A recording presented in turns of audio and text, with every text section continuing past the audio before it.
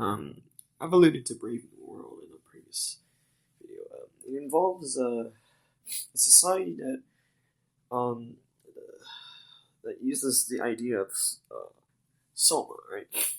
Now, soma is not a drug in terms of something that we can. There's plenty of pharmaceuticals today. However, soma is mostly a tool used by the author to basically describe a future that lacks.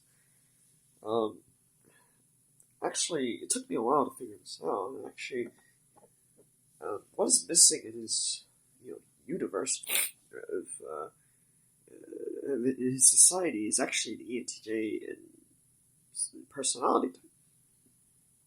When I was younger, I was reading these dystopian novels. I didn't understand that. I'm not saying they aren't ENTJs characters in the book. They are. It's just, but this is the society that is no, that Aldous Huxley visualize is very much a devoid of ENTJ. What would happen if that was the rarest type, right? And not like have like if we look at statistics, the absolute rarest type is no compared to the second rarest type is only different from 0.01%. It's not really what I'm saying, right? I'm talking about the difference between the rarest and the second rarest is being very significant. That's a different statistical. I'm not aware of the jargon, so I may not be able to articulate correctly. Um, but let's say the differences are more significant than they are in the real world. The difference between the second rarest and the first rare type in our world today is no different from say 0.01 to 0.02%, right? So let's say if we expanded that differences to something that's very significant, then I could clearly see a society very similar to the Brave New World uh, book. That book is comparable to 1984 and Animal Farm, and those are the basics of the classics. So,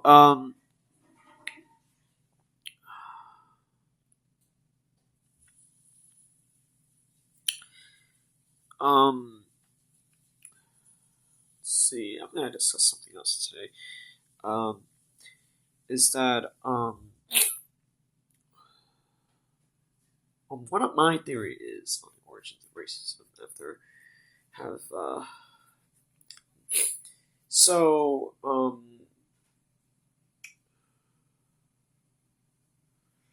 I've done I've taken some classes in the past. For a while, I thought, you know, the Democrats from the 1800s can't be that different, right? Like back then, most of the southern states were Democrats, right? Um, and most of the northern states in the 1800s, U.S. was Republicans. Nowadays, most of the Democrats are in the northern states and the coastal states.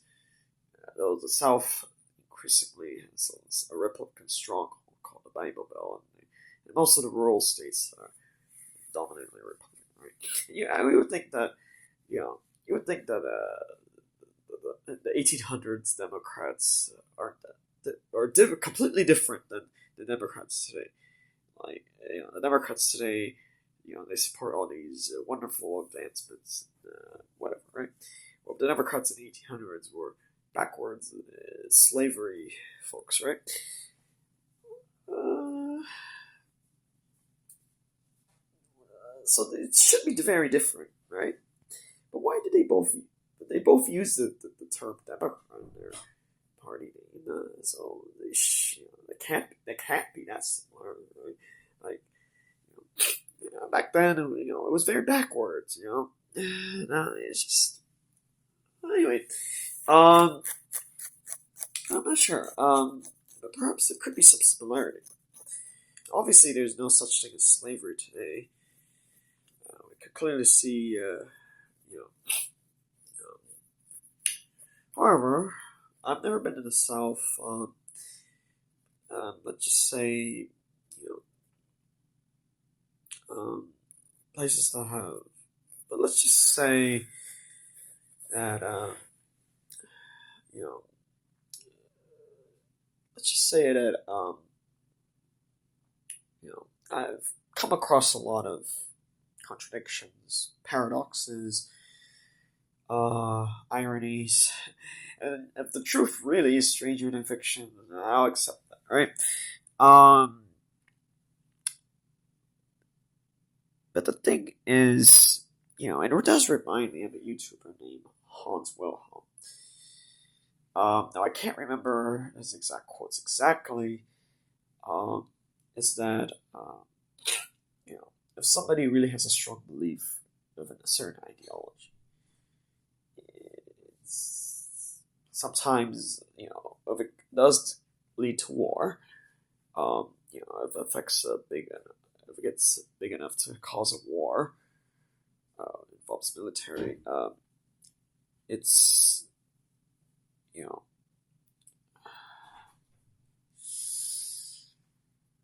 uh I say that war is not great because we all know what happens in war, right? We've seen what happened with the Gaza and Israel, Hamas thing. Oh, just like, it would not be a. It's like if you feel that your life's cheated after you're killed in a war, like you had all these dreams, aspirations, career aspirations, family aspirations. You were killed in a war from some accident, right? It just it's not a great way to, you know, once you arrive at the afterlife area, spirit world, or whatever you call it, heaven, hell, or purgatory, whatever it's called, whatever the religion calls it, it does feel like your life's taken away from you, right? It's like you'd have to be a baby again. Just and then it's like, you know, if that's your memory from that life. To you remember that the war has one, it's one versus another. It's like you also have to you know you're around that energy of just these two groups really hating each other, right? And obviously, um, that's you know that's you know uh it's even worse if you're like say you're this young male soldier and you know for whatever reason you were killed in this war, right? um it's like you made it to age 20 or whatever, and for whatever reason you were just in the wrong regiment at the wrong time, right? If you were grouped in a different regiment, you probably would have survived, right? um but that's just how war is, right? Not everybody gets to be this strategic general, like such and such. So you